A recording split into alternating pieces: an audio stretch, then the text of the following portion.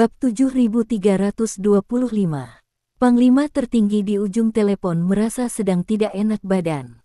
Yang paling dibencinya adalah perasaan memukul seseorang dengan tongkat besar, dan tepat saat ia hendak menghancurkan kepala lawannya dan membuatnya berdarah, tongkat besar itu tiba-tiba berubah menjadi udara.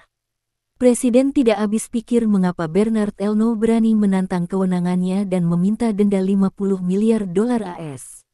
Rasanya seperti mengancam seseorang dan menamparkan wajahnya karena tidak mendengarkan, tetapi alih-alih memohon belas kasihan, mereka malah meminta Anda untuk menembaknya sampai mati.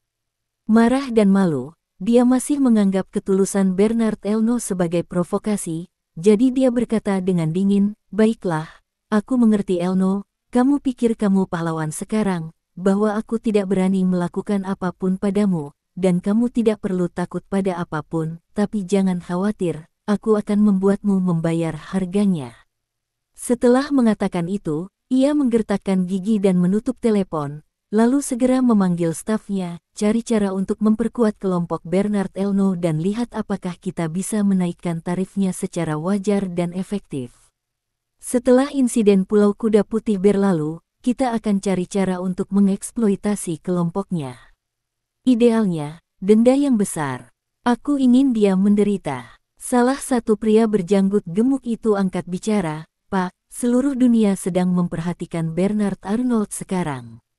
Kalau kita gegabah mengenakan tarif pada industrinya atau menyelidiki kelompoknya, dunia luar akan mudah berpikir kita sengaja membalas dendam atas insiden White Horsey Island dan Blackwater. Jadi, saya rasa kita harus menunggu dulu." "Tunggu. Aku tidak sabar sedikit pun." Panglima tertinggi merapikan poninya yang halus dan berkata sambil menggertakkan gigi, "Bajingan tua ini bahkan tidak menghormatiku sedikit pun dan berani memintaku mendendanya 50 miliar dolar. Aku memang tidak bisa mengeluarkan denda 50 miliar dolar, tapi setidaknya dia harus didenda 500 juta dolar, kan?" Pria berjanggut itu terdiam sejenak, lalu berkata, "Mengapa kita tidak mengesahkan RUU yang mengajak rakyat Amerika untuk meminimalkan pengeluaran barang mewah yang tidak perlu? Untuk mencapai tujuan ini, kita akan menaikkan tarif untuk semua barang mewah, baik dari Prancis, Italia, maupun Inggris. Selama barang tersebut merupakan barang mewah, pajaknya akan dinaikkan sebesar 50%. Jika ada yang bertanya mengapa kita melakukan ini, kita akan menjawab bahwa barang-barang mewah dari Eropa menguras dompet rakyat Amerika. Rakyat Amerika seharusnya menggunakan uang mereka untuk membeli produk-produk industri yang diproduksi oleh industri manufaktur kita sendiri dan membangun Amerika yang hebat kembali, daripada menggunakan uang hasil jerih payah mereka untuk membeli barang-barang mewah murahan buatan Eropa yang harganya hanya 1/50 dari nilai sebenarnya."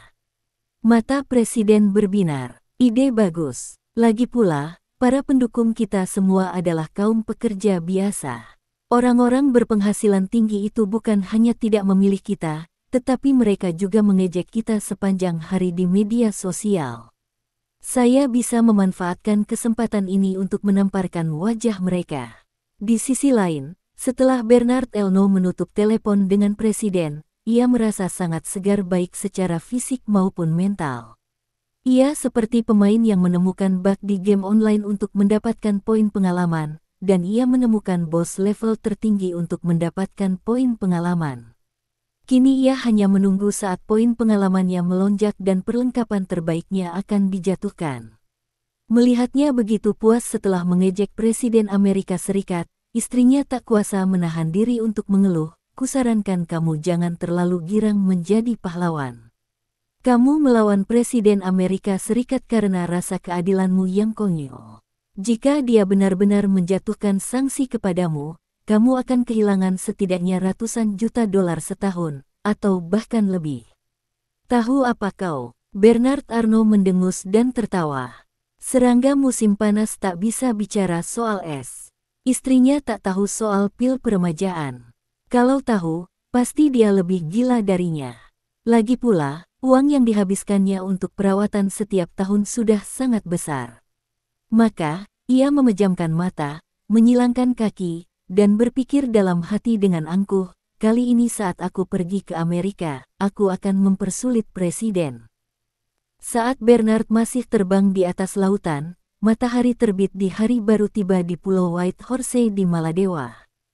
Hari ini adalah hari terakhir keluarga Wade di Pulau Baima. Rencananya, mereka akan check out siang hari dan naik pesawat amfibi kembali ke ibu kota Mel. Kemudian, Elaine Ma dan Jacob akan pergi ke Dubai, sementara Elaine Ma dan Claire akan naik penerbangan internasional kembali ke Tiongkok. Elaine Ma tentu saja enggan pergi. Pemandangan di sini indah dan iklimnya nyaman. Dibandingkan dengan cuaca dingin yang menusuk di Tiongkok dan iklim panas dan kering di Dubai, suasananya sungguh luar biasa. Untungnya, dia sekarang memiliki banyak dolar AS di tangannya, dan berbagai pusat perbelanjaan di Dubai masih sangat menarik baginya. Saat mereka hendak pergi, Claire merasa sedikit kesepian. Menurutnya, perjalanan ke Maladewa ini adalah perjalanan pertama dan terakhirnya bersama Charlie. Setelah kembali, saya akan siap meninggalkannya. Charlie memperhatikan bahwa suasana hatinya sedang buruk, dan bertanya dengan penuh perhatian, "Istriku, apakah kamu enggan pergi? Bagaimana kalau kita tinggal di sini beberapa hari lagi?" Claire memaksakan senyum, menggelengkan kepala, dan berkata, "Tidak perlu. Seberat apapun keinginanmu, kau harus pergi. Lagi pula, ini hanyalah persinggahan dalam perjalanan kita, bukan hidup kita." Charlie tidak bisa menangkap makna mendalam di balik kata-katanya. Dia hanya tersenyum dan berkata, "Jika kamu ingin datang lagi nanti, kita bisa datang kapan saja." Charlie merasa Pulau Baima dan Pulau JD akan segera menjadi industri di bawah kendalinya yang sebenarnya. Meskipun ia tidak bisa memberitahu Claire, ia bisa menemukan berbagai alasan untuk sering membawanya ke sini. Maka, ia sengaja merendahkan suaranya dan berkata secara misterius, "Istriku, ku dengar bos grup ini juga percaya pada Feng Shui. Aku akan meminta Nona Sweet untuk membantu memperkenalkannya. Mungkin aku bisa mendapatkan posisi direktur Feng Shui di sini nanti." Setelah mendengar apa yang dikatakannya, Claire tersenyum semakin enggan dan tak berdaya. Teringat Tawana, ia bertanya dengan rasa ingin tahu, "Nona Sweet juga ada di pulau ini. Anda sudah lama menjadi direktur Feng Shui-nya. Kalian berdua belum bertemu sejak dia datang ke pulau ini, kan? Kita akan pulang hari ini, jadi kita harus menyapanya." Charlie telah berusaha sekuat tenaga untuk menghindari pertemuan dengan Tawana bersama istrinya, tetapi apa yang dikatakan Claire saat ini adalah sifat manusia. Berdasarkan hubungan antar karakter yang telah ia gambarkan sebelumnya, ia dan Tawana telah bekerja sama. Keduanya kebetulan mendarat di pulau yang sama. Akan agak tidak masuk akal jika mereka tidak bertemu untuk menyapa. Maka, dia bertanya kepada Claire, "Istriku, bagaimana kalau kita pergi menemui Nona Sweet bersama-sama, bicara beberapa patah kata padanya, lalu kita pulang?" Claire menggelengkan kepalanya dan berkata, "Aku tidak akan membuat masalah lagi. Pergilah dan sapa dia." Charlie berkata, "Kalau kamu tidak pergi, percuma saja aku pergi sendiri. Kenapa kita tidak pergi saja dan tidak memberitahu dia kalau kita sudah di sini?" "Lupakan saja," kata Claire serius. "Sungguh takdir yang luar biasa dua orang bisa bertemu di saat yang sama di pulau kecil yang jaraknya ribuan kilometer. Sungguh tidak pantas untuk tidak menyapa. Kalau mereka tahu nanti, mereka pasti akan menyalahkanmu karena bersikap tidak baik. Silakan saja, aku sedang berkemas di kamarku." Melihat dia berkata demikian, Charlie hanya bisa mengangguk dan berkata, "Baiklah, kalau begitu aku akan bertanya padanya di WeChat nanti." Faktanya, Tawana juga tahu bahwa Charlie akan meninggalkan pulau itu hari ini. Dia sangat merindukan Charlie, tetapi karena Claire juga ada di pulau itu, dia hanya bisa menahan keinginan untuk bertemu Charlie. Karena dia disibukkan dengan sesuatu, dia jadi linglung dan pikirannya tidak jernih. Orang tuanya juga sedang kacau balau akibat dampak serangan teroris malam itu. Mereka bertiga sering duduk bersama dalam keadaan linglung. Ibunya bahkan beberapa kali menyarankan agar ia meninggalkan Maladewa dan kembali ke Amerika Serikat, tetapi Tawana tidak pernah menanggapi. 2 hari berlalu ketika orang tuanya akhirnya pulih dari serangan teroris. Kemudian ibunya menyadari ada yang tidak beres dan berkata kepada Tawana, "Sayang, kurasa ada yang tidak beres." Tawana menatap ke arah laut hijau jernih dan bertanya tanpa sadar, "Ada apa?" Ibu berkata, "Begini, apa yang terjadi pada kita di sini sudah diketahui seluruh dunia, dan dampaknya sangat besar. Mana mungkin Trevor tidak tahu? Kalian berdua dulu sangat dekat, dan kali ini ibu tidak mengajaknya berlibur." Ibu bisa mengerti kenapa ibu bilang dia sedang berlatih untuk kompetisi, tapi ketika sesuatu yang begitu serius terjadi pada kita, dia tidak datang menemuimu. Aneh, kan? Dulu, Trevor dan Tawana benar-benar saling mencintai. Mereka bagaikan kembar siam, menghabiskan siang dan malam bersama. Mereka dikenal sebagai pasangan yang penuh gairah di industri hiburan.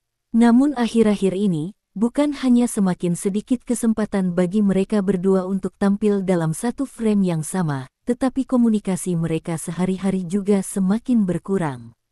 Pacarnya telah mengalami hal sebesar itu, tetapi dia tidak bergegas untuk menghiburnya atau bahkan meneleponnya. Hal ini benar-benar membuat Ibu Tawana merasa aneh. Tawana tidak tahu bagaimana menjawabnya untuk sesaat. Tepat sebelum Trevor meninggalkan Tiongkok, keduanya secara implisit telah mencapai kesepakatan untuk menikah. Saat itu, ia sudah menyadari bahwa mustahil baginya untuk bersama Charlie, dan ia bahkan ingin memanfaatkan waktu untuk menyelesaikan masalah ini dan melupakan hal-hal lain. Akan tetapi, saat ia makin sering berhubungan dengan Charlie, dan Charlie berkali-kali menyelamatkannya dari bahaya, Tawana tiba-tiba menyadari sebuah kenyataan, yakni, ia mungkin tidak akan pernah bisa menghilangkan perasaannya terhadap Charlie secara psikologis dalam hidup ini. Bagi Tawana saat ini, tidak masalah jika dia tidak bisa mendapatkan Charlie, tapi dia tidak ingin puas dengan apapun yang kurang dari itu. Trevor adalah mitra darurat itu. Jika Anda masih ingin bertahan, maka tekan perasaan Anda yang sebenarnya dan pertahankan hubungan emosional dengannya. Tetapi karena aku tidak mau menerima kenyataan itu, tidak ada gunanya lagi membuang-buang waktu dengannya. Awalnya, dia berpikir untuk putus dengan Trevor secara langsung. Tapi setelah dipikir-pikir lagi, Trevor memang pacarnya sejak lama, dan ia tak mau terlihat terlalu kejam. Jika ia bisa merelakan Trevor pergi atas inisiatifnya sendiri, mungkin itu pilihan terbaik. Oleh karena itu, Tawana mencium Charlie dengan penuh gairah di konser, dan bahkan menyanyikan lagu Assassin di pulau tempat dia mencium Charlie dengan penuh gairah, hanya untuk mengungkapkan sikapnya kepada Trevor dan memberitahu dia bahwa dia masih belum bisa melepaskan Charlie. Trevor tidak pernah menghubungi saya. Bahkan, ketika saya menghadapi masalah sebesar itu, dia tetap tidak bertanya apapun. Terlihat jelas bahwa dia memahami pikiran saya dan memutuskan untuk melepaskannya. Tiba-tiba, ibunya bertanya tentang Trevor. Tawana ragu sejenak dan bergumam, "Ibu, Ayah, Trevor, dan aku sudah putus."